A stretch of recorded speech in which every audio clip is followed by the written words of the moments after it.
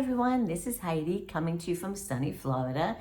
Today is Monday, February 7th, and this is episode 28. I want to give a warm welcome to any new viewers who came to check me out, and also a welcome back to my returning viewers. I'm so glad you're here with me. If you'd like to find me other than YouTube, I do a lot on Instagram and Ravelry as Yarn It Heidi. And if you like this episode, please consider subscribing so you can see what I'm up to roughly about every 2 weeks. So, I've had a very productive and enjoyable couple of weeks since we last spoke. And before we go into the nitty-gritty of my stuff, I want to mention that in the month of December, during Advent season, me and another podcaster, Kline, decided to co-host a make-along with your Advents or your scraps or anything that's in your stash that you wanted to use up, and come knit or crochet along with us and make something. And it ran from December 1st to January 31st. It was called the Adventurous Mail 2022. Well, that make-along is now over, and we have a winner. The winner for the Instagram, which I was hosting, and Carla from Carla Knits was hosting it through her Ravelry group in a finished object thread. So the winner is, I'm going to put her name down here. I already contacted her, but I just wanted to put it out there in case anybody else wanted to know. At Instagram, Marguerite Bork, and she made the sweetest mittens with her scraps, and I'll try to post a picture of here. So congratulations, Marguerite. I hope you enjoy the prize, and I'll be sending that out to you shortly. So that's the end of that. It was fun to do, and I want to thank anybody that participated. It was fun to see everybody's stuff. I participated. You know, of course, I'm not going to go for a prize, but I did my anthology throw, and it really got me going to finish that one because I'm co-hosting the make-along, and two, I loved that project. So it's now over, and now on to bigger and better things. Okay, so that's it for that. I don't have many finished objects because I'm working on these big, long-term projects. I'm trying to focus on them, and I have dreams to do other things, but I just want to get this stuff off my needles because they're so big. So the couple of things that I have are short ones, and they're kind of like palette cleansers while I'm doing the big projects. So let's get to it. Grab your drink or not, and you're knitting and you're crocheting, you're cross-stitching, because I do that too, and come along. Okay, the first one is, I'm such a sucker. I get things in my email, and I'm like, oh, I want to do that, and it looks quick, and this and that. So I got one from, and I didn't even know that they still existed, from Craftsy, and it was like a free bundle, and I just clicked on it, and the next thing you know, I got a pattern for like that thing for Valentine's Day, and they had a dishcloth. And I said, oh, that looks simple enough, and I did it. So I made a heart dishcloth with my scraps of Dishy from Knit Picks, and it's just called the heart dishcloth, and it's the colorway grape on a size 7. Boom, boom, boom. I don't know, an hour, 2 hours it took me. I didn't even time myself, and I said, okay, that's it, done with that. So I got inspired by that email to do something quick, and this was it, a heart, because I'll use that now since it's the month of February for my dishes. I'll put that out there. So then, speaking of dishcloths, it's February. It's the new dishcloth of the month from the Kitchen Sink Shop. If you don't know who that is, her name is Kline. Her name of her company or what she does is the Kitchen Sink Shop, and every month she writes a newsletter, and she offers a free dishcloth pattern in that newsletter, and it doesn't cost you anything. You sign up, And then the next month, the first of the month, you get a pattern. And then a couple of weeks down the road, she does post them in Ravelry for free. But then next year, they're no longer free. So I think it's fun and I can give it away. And so I did my February one and I love it. She has a theme. Last year it was about books that she grew up with, that she enjoyed. This year it's about sweet treats that she likes. So, and this one, I like the sweet treat. So this is called the Linzer Cookie Dishcloth. And I used the Dishy cotton, 100% cotton from Knit Picks. And I think the color is Lilac Mist, a size 5, because the 3 comes out a little too small, because that's what she uses from the kitchen sink shop. And what else can I tell you? Just a size 3, and that's the yarn. And this is really cool because if you've ever eaten or seen a Linzer cookie, and it's just like it. Like it's like round. It's like a round butter type cookie, and inside of it is jam. And there's like, on the outside, it has like some holes in it, like it could look like a heart. And this looks like the Linzer cookie. If you ever seen one of them, maybe I'll post a picture to show you what a Linzer cookie looks like up there. Let me find one and I'll post it. And this really does look like one if you think about the cookie with the round, and then inside there's like little holes where you can see the jam, and on the top it's like confectionate sugar. Really cute. So I loved making this one. It was really quick, no repeats. You just follow all the steps and then you're done with it. And so this one I'll put away and gift it, or maybe I'll keep it. I don't know. I really like it. We'll see. So that's it for finished. Not much because of these big, big projects. But I do have a half finished object, and I'm loving this one. This, I got inspired by somebody who posted a picture of theirs on Instagram. It's called The Dainty Sock, and it's by Lisa Much. And this too, I used something from my stash from Sockmas of this past year, 2022, that was hosted by Natalie from Nitty Natty. And I used the yarn, which is Mandy's Making handmade ornament. Now, it was for Sockmas, which was during the holidays, but to me it looks like it can be everyday type sock. It's not necessarily very Christmassy or anything like that. So this was really, really fun and quick to do. I was addicted to it, and it's so easy. I love the top of it.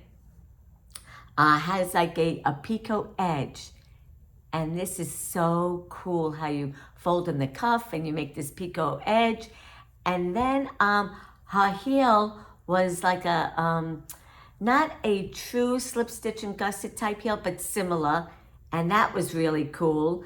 And then the foot part, I did about 55 rows. I'm a size small, so I don't need a lot of length. And then her toe was really cool. It gave me a little bit of more room. I can't exactly say everything because it is a paid pattern, but the toe fits so nice. This sock fits me like a glove.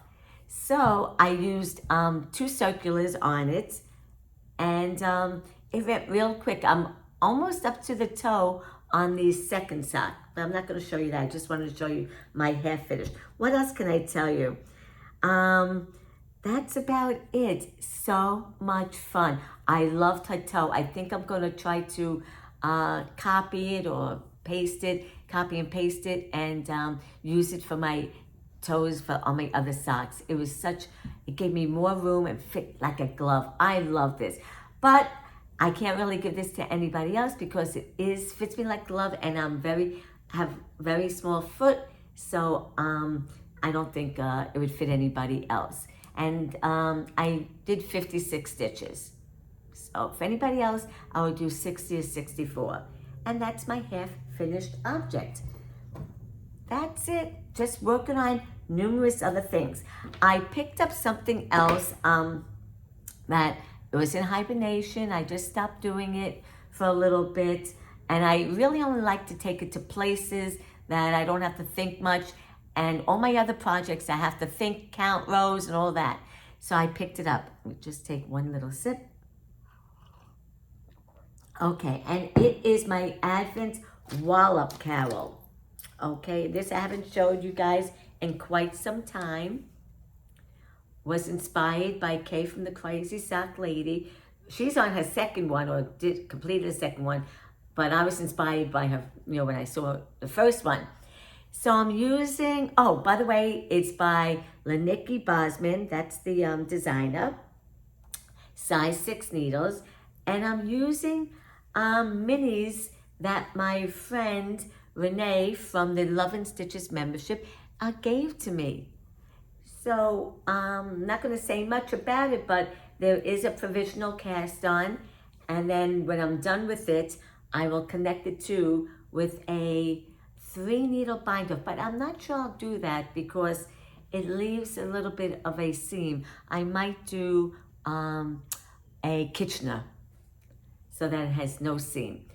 So this, size 6, and what else can I say about it? So far, I don't know what I'm up to. I'm like up to 13 or 13. I don't know if I'm going to do the full 24. I might just do up to maybe 20 or 18. It's supposed to wrap around maybe twice or once. I don't know. I still have a little bit to go because this will be snug by the time I bind it off. It is real. Meanwhile, I took it somewhere, and I'm trying to teach myself how to knit without looking. So I brought it to an event, and it's so cool with knitting. It brings people together. It's a conversation starter. So while I was knitting at this event, people were saying, "What are you making? That's so gorgeous. That's so pretty." And they're not knitters or anything like that. And you get compliments, and you make friends that way. This lady next to me, she said, "Oh, she used to knit, and she doesn't anymore, but she really loved it." And when you're older like that, they don't even know much about circular needles. Like, what are you knitting on? And where is it staying on? And they ask all kinds of questions. I love telling them. It's so much fun. So this I brought, so I'm doing a little bit better with my not looking and knitting, but I did, while I was watching something, I did feel like, I made a mistake, and that put the kibosh on that. I said, I'll go home and look at it later. So I have to keep practicing because I really want to achieve that. I want to be able to watch something on TV and know what's going on. Most of the time, I'm like, I don't know what just happened. Rewind, or it just goes over my head. So that's what I'm working. That's my goal for this year. My main goal is to knit without looking. So practice makes perfect, right? Okay. So the next thing that I'm doing is another goal of mine. Well, my biggest goal, I think, and I put it in my goals last month, is that I want to perfect my skills with making sweaters. So I signed up for a course, online course, and really it's just videos and how to do, your first sweater. So you just watch it at your own pace. And I said, let me see if this course teaches me anything I don't know. Maybe there's some tricks that I could learn and some tips. So I signed up for the course by the Twin Stitches Design. Julianne is the knitwear designer. And I said, let me see what's happening. So I listened to it, and I started it. And to be honest with you, I've been doing exactly what she says so far. How I do a sweater. I just have to tweak things and try them on, learn to decrease where I need to decrease, increase where I need to increase. And that's a skill I'm still trying to learn. And I guess that's something I have to do learn by myself, or ask people, what should I do? How often should I increase or decrease? So it's still a learning process about that. I don't know if this course tells you about that part of it. She's just saying basically the construction of how you do your first sweater, which is fine, and I'm aware of it. So here it is. As you can see, there is a big pattern for this month of February, the color purple. I showed you 2 dishcloths that are purple, and now this has a lot of purple in it. So this is from the course, my first sweater. It's just a top-down basic sweater, and I'm using, it's a Lion brand yarn. I'm sorry for cheating at my notes, but it's called their Comfy Coat Cotton Blend. That's the base, and the colorway is Blueberry Muffin. I can see that. I'm using size 6 and 8. Right now they're on the 8 because I'm doing the body. And what else can I tell you? Okay, so I did the neck and I tried it on and it looked good, when at one point. Then I did some part of the yoke. The yoke is here. And now I split for the sleeves. And then now it's knit, knit, knit to the body. So after a few more rows, I am going to try it on again and see if especially since I'm now at the bust part, I want to see, because I'm pretty busty, I want to see how it's going to fall and if it's going to be too snug or too loose. Then I'll decide on increasing, and then I'm going to have to do some math. This is where I need help. I'm going to reach out to other people and I'm going to try to figure out how to do the math to figure how much more I need to increase or decrease. I don't know yet. I'm going to try it. But I gave up, and people boast about those barber wires. I am done with them. Maybe I'll use them for a sleeve. I don't know. But as far as putting them on the body, I can't tell you how many times I put the barber wire on and I gently, on the needle, and I gently slide the stitches off onto the barber wire, and the barber wire falls off the needle. I can at least half a dozen times or so, and then it's taken me more time to slip it back on and all of that. I'm just better off the old-fashioned way, taking a needle and using waist yarn and slipping them off, and that's what I did with the sleeves. I just put them on a waist yarn. I'm better off because the time that I have to do with that stupid barber wire, I don't want to do it. It's too frustrating. So that's where I'm at. The sleeves, she does a pattern for I don't know if it's 3/4 or a full length sleeve, but I'm not doing that. I live in Florida. Matter of fact, when I'm looking at it now, I'm going to do very little of the sleeve when I get to it, and then I'm just going to do the ribbing. And that's it. I'll pick up the sleeves and I'll do maybe a couple of rows and I will just do a ribbing and end it. So far, it's coming out so cool. I just hope it fits. I am so tired of all my sweaters that I've made not fitting right. I don't even want to wear them. And I even want to throw them out. I know I could take off the yarn and rip it up. I don't know. But I'm learning from especially from Natalie from Nitty Natty, that if I wanted to make it longer, just say I did it and I said, oh, it's too short, how you can pick up and rip out the ribbing and then add more length to it. But she makes it look so easy. I'm afraid to do it. But, no guts, no glory.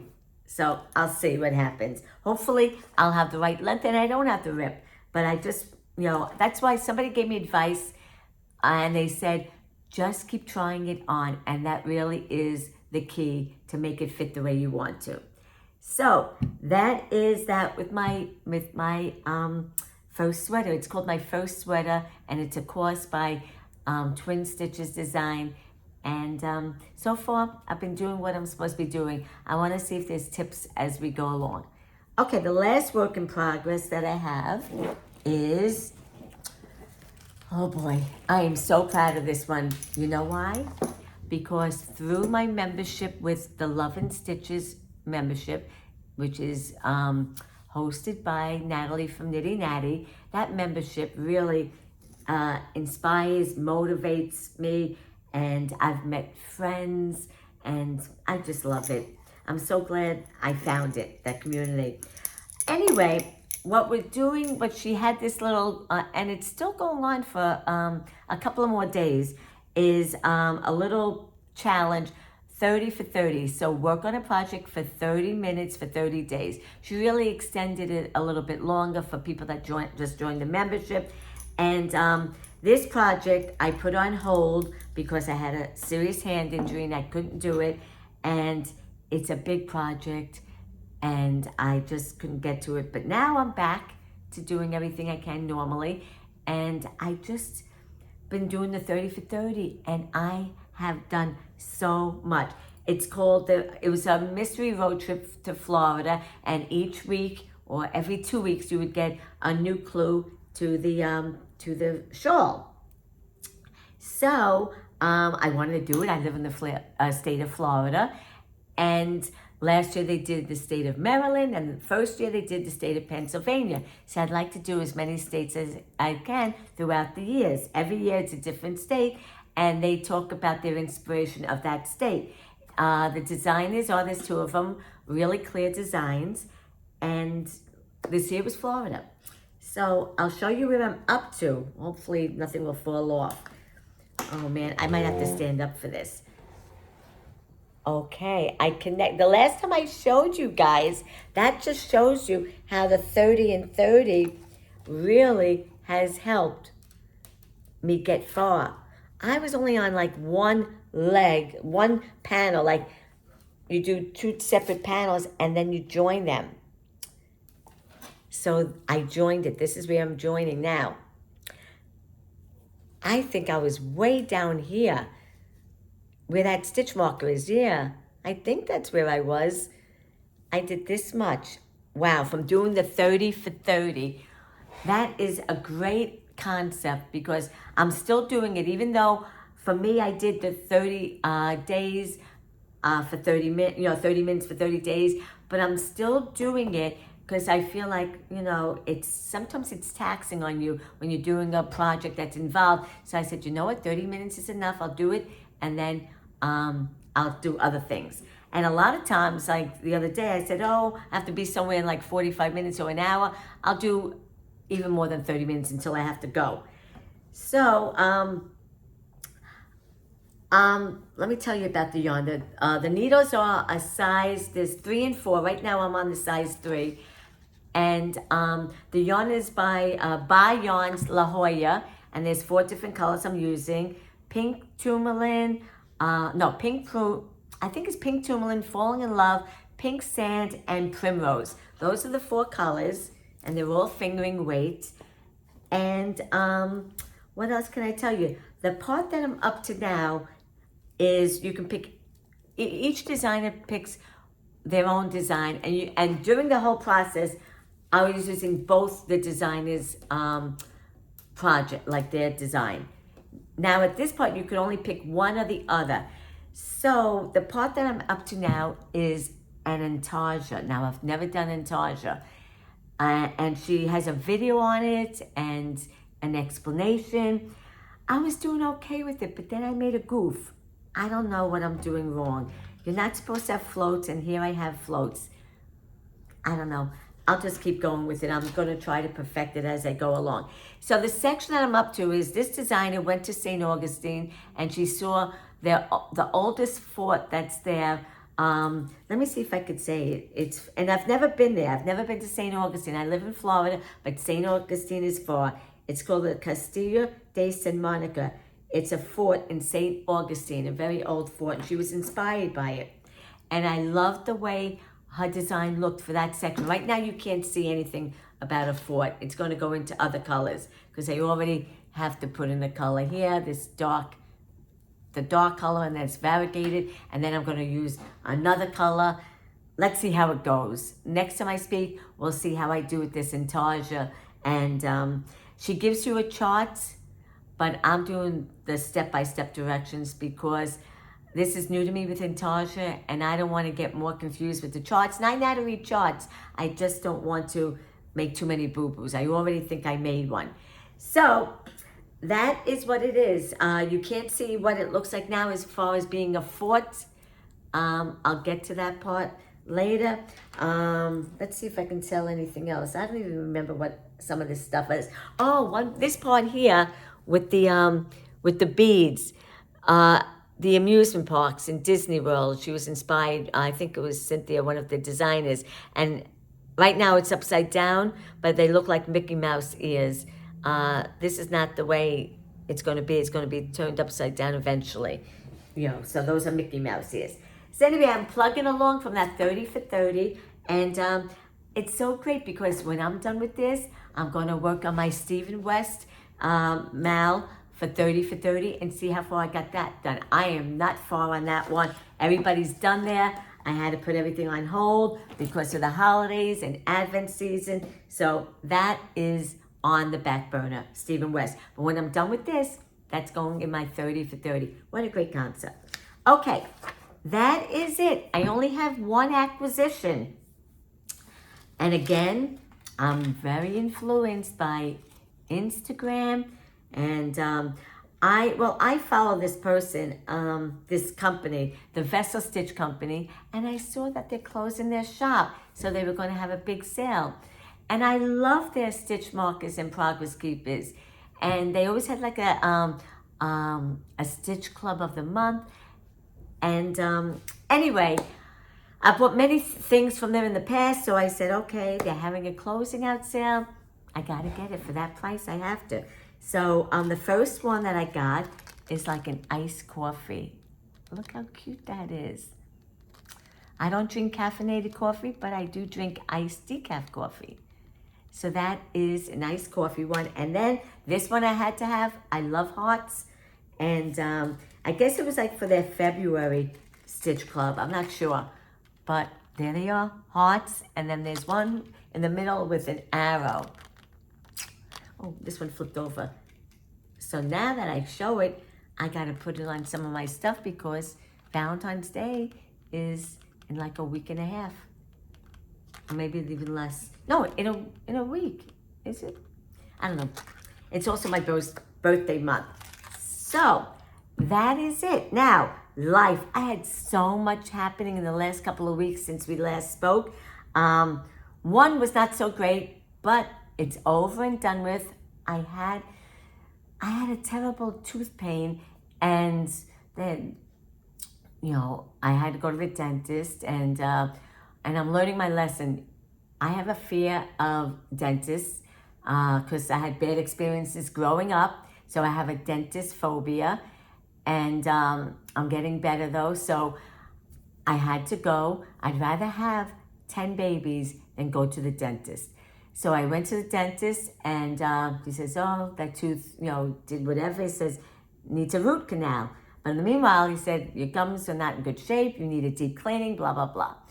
So I had to go to an endodontist to check out the root canal. And then he examined, he says, the tooth is cracked. A root canal will do nothing. It has to be extracted. I'm like, oh my God, both. I had a root canal once before, and now I'm like, and I had a tooth extraction once before. So it's like, oh gosh. So anyway, in the meantime, they did the deep cleaning, and then I got the tooth extraction. It wasn't that bad.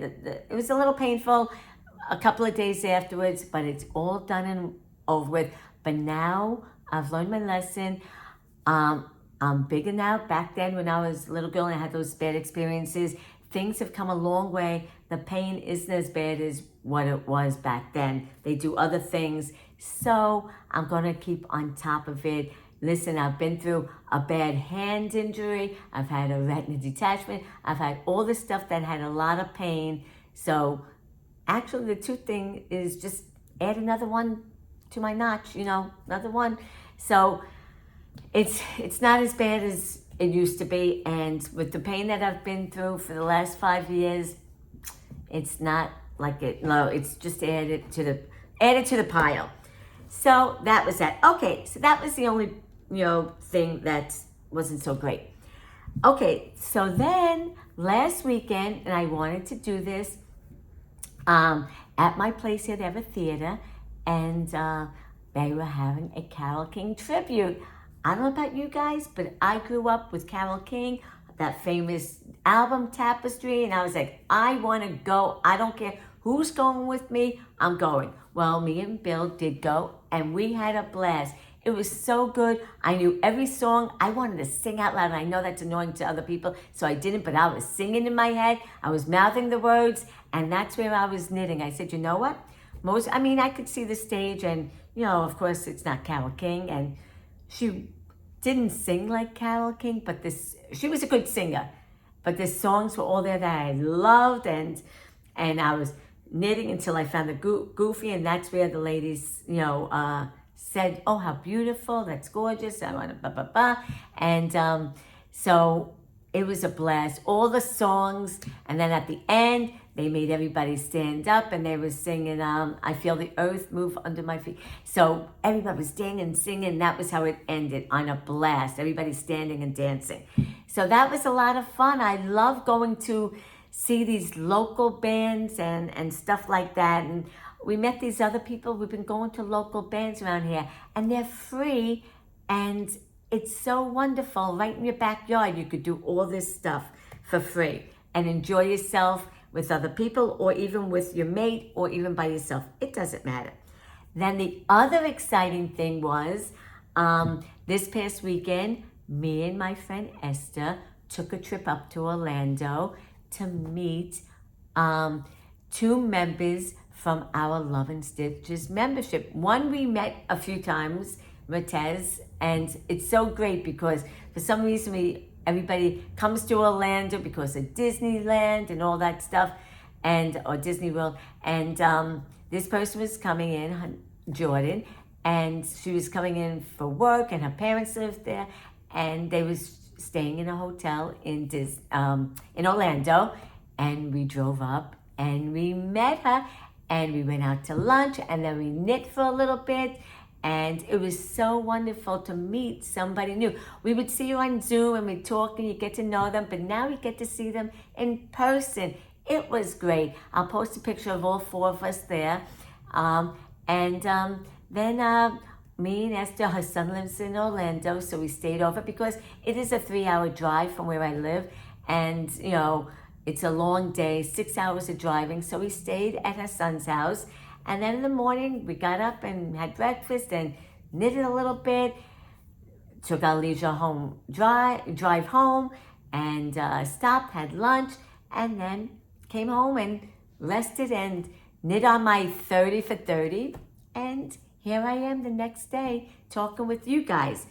So it was a great couple of weeks since I last spoke with you, and I'm going to end it there, and I hope this continues. I wish everybody a happy Valentine's Day. I love you all. I'm glad you're all a part of my journey. This is the best thing that I could do because I love talking to you guys about my stuff, and I love hearing back from you. So have a great week, everybody. I wish you love and peace in your life as always. See you next time. Bye-bye. Now and forever.